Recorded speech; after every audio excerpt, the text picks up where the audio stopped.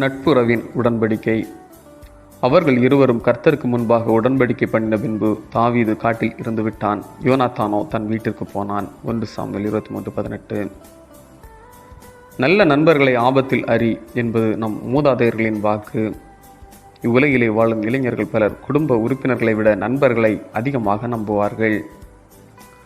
எப்போதும் நட்புக்கென்று தனியிடம் கொடுப்பார்கள். அதுபோலவே திருவள்ளுவரும் நட்பிற்கு பலம் கொடுக்கும் வகையில் குரல் இயற்றியுள்ளார். சேர்க்கரிய யாவுள நட்பின் அதுபோல வனைக்கரிய யாவுள காப்பு. நட்பை போல் ஒருவன் செய்து கொள்வதற்கு அருமையான செயல் எதுவுமே இல்லை. நட்பை போல செயல்களுக்கு அருமையான பாதுகாப்பு எதுவும் இல்லை என்பதே இக்குறளின் பொருள். இவ்வுலகிலே தாவீது யோனாத்தானிடம் வைத்த நட்பு மிகவும் உயர்வான நட்பிற்கு எடுத்துக்காட்டு. யோனாத்தானின் தந்தை சவுலோ தாவீதை கொலை செய்ய முயற்சி எடுத்தபோது அவரது மகன் யோனாத்தான் தாவீதை நேசிக்கின்றார். அவருடன் நட்பு கொள்கின்றார். மன்னர் ஆட்சி என்றால் தனக்கு பின் தன் வாரிசுதான் ஆட்சி அமைப்பது என்ற வழக்கத்தையும் தாண்டி யோனாத்தான் தாவீதை தன் உயிரைப் போல நேசித்தான். 40 வயதான எலிசபெத் டைமண்டிற்கு மூளையில் புற்றுநோய்.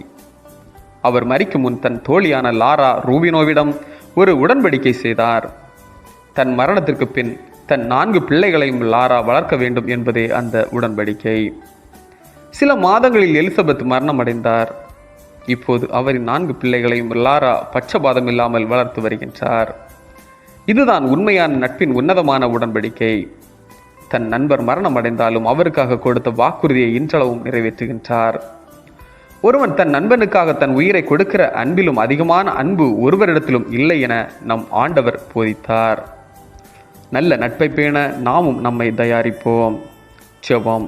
நட்புறவுக்கு அடித்தளமான ஆண்டவரே, நாங்களும் பிறரோடு நட்புறவுடன் வாழ்ந்து உறவை வலுப்படுத்த உதவி செய்யும். ஆமேன். இந்த நாள் உங்களுக்கு இனிய நாளாக மலரட்டும்.